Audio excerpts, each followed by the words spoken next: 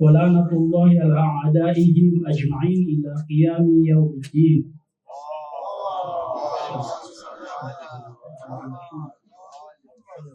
يقول الله سبحانه وتعالى في محكم الكتاب بعد أعوذ بالله من الشيطان الرجيم: ولقد بعثنا في كل أمة رسولا أن اعبدوا الله واجتنبوا الطاغوت.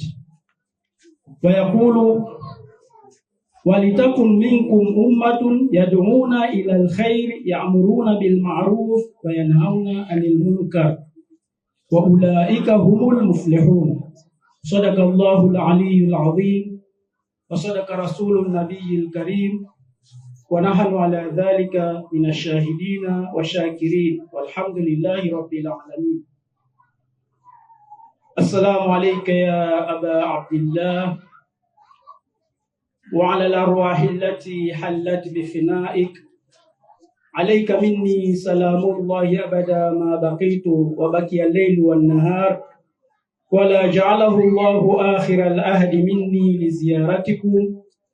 السلام على الحسين وعلى علي بن الحسين وعلى أولاد الحسين وعلى أصحاب الحسين. السلام عليك يا صاحب العمر يا حجة الله في الأرض ورحمة الله وبركاته. السلام عليكم ورحمة الله تعالى وبركاته. Kwanza kabisa nikimshukuru Mwenyezi Mungu Subhanahu wa Ta'ala kwa kutujalia kuwa ni miongoni mwa kuona masiku haya matukufu, masiku yenye baraka tele na masiku ambayo yana majonzi kwa kizazi cha Mtume Muhammad sallallahu alayhi wa alihi wasallam, ikiwa pia tunakumbuka masaibu ambayo yametokea sehemu mbalimbali katika ulimwengu huu, ikiwemo shahada ya Sayyid Qaid. Na masiku haya huwa kuna darasa tofauti tofauti ambazo tunazipata katika kisa cha Karbala, na makhatibu wametangulia, kila khatibu anagusia mada katika mada ambazo zinahusu tukio hili tukufu. Ina maana tukio hili ni tukio ambalo ni madrasa ambayo haina kikomo, ni madrasa ambayo ni pana. Hakuna mtu anaweza kusema leo mimi namzungumzia Imam Hussein mpaka nimmalize, kwa sababu ni madrasa pana. Na kwa kuwa ni madrasa pana na Imam Hussein alikuwa na malengo yake katika kuenda na kupambana na hali kama hii, Mwenyezi Mungu alivyosema kuwa walaqad ba'athna fi kulli ummatin rasula an i'budu Allaha washtanibu at-taghut. Hii ndio risala ya Mwenyezi Mungu, au ndio ni hadafu ya Mwenyezi Mungu, kwa sababu tunafahamu kuwa Shaitan au Iblis aliapa kwa Mwenyezi Mungu kuwa mimi nitawaangamiza waja wako, na Mwenyezi Mungu naye akamwambia wewe huwezi kuangamiza wale ambao mimi nawaamini.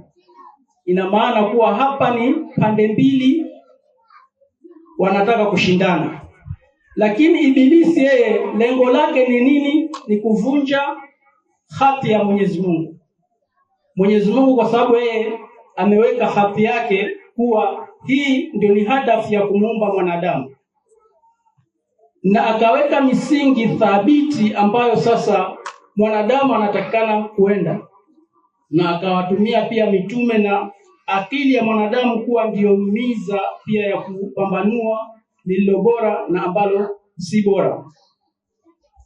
Kwa hivyo katika kisa hiki cha Imam Hussein alikuwa ana lengo kubwa ambalo analiendea.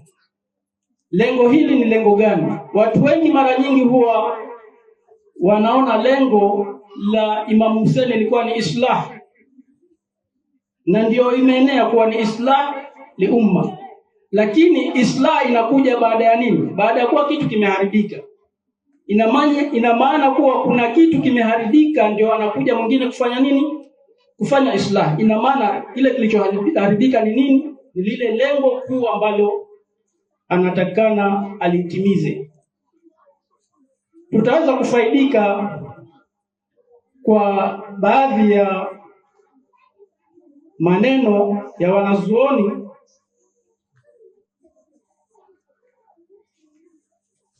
ama kabla ya hilo tulete mkadima kidogo kuwa lengo lina pande mbili au zaidi ya pande mbili. Kuna wale ambao wanasema lengo kuwa Imam Hussein alienda kwa ajili ya kusimamisha nini? Daulatul Islamia. Yaani kusimamisha serikali ya Kiislamu na kupinga serikali ya kidhuluma ambayo ilikuwa ina Yazidi. Na kuna wale ambao wanasema Imam Hussein alijua kuwa hili lengo siwezi kulifikia. Kwa sababu gani? Kwa uchache wa wafuasi aliokuwa nao. Lakini lengo lake la kuenda viwanja vya Karbala ilikuwa ni kupata shahada. Na kuwa shahada kwake ilikuwa anaona ndio ni daraja ya juu kupata shahada. Kwa hivyo ilikuwa anajua lengo ambalo naliendea mimi si lengo ambalo naweza kulitimiza la hukuma, yani kuangusha serikali ya Yazidi, kwa sababu Yazidi ilikuwa ameshika maeneo mengi. Na haya yalitokea baada ya kuwa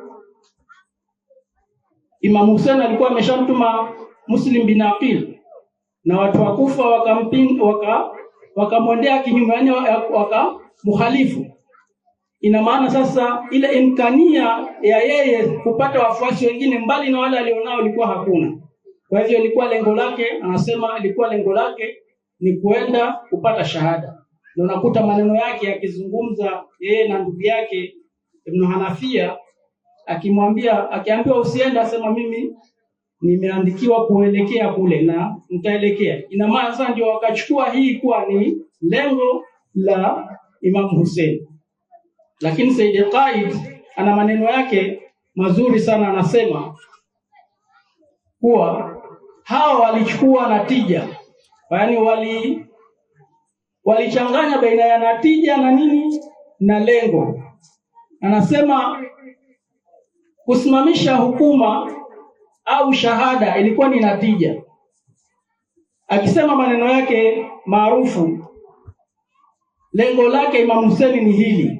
Akielezea Sayyid Qaid lengo la Imam Hussein kwa maneno mafupi, wa huwa i'adatul islami wal mujtama'i islami ila khatti sahih au al-qiyam dhid al-inhirafat al-khatira allati intasharat fi mujtama' al-islami. Lengo la Imam Hussein ilikuwa sio kusimamisha daula wala kupata shahada. Lengo lake ilikuwa ni nini? I'adatul islam, kurudisha Uislamu katika haki ya sawa, katika ile hali ambayo mtume aliileta. Mwenyezi Mungu, yani ina maana kuwa Mwenyezi Mungu alikuwa anaikamilisha nini?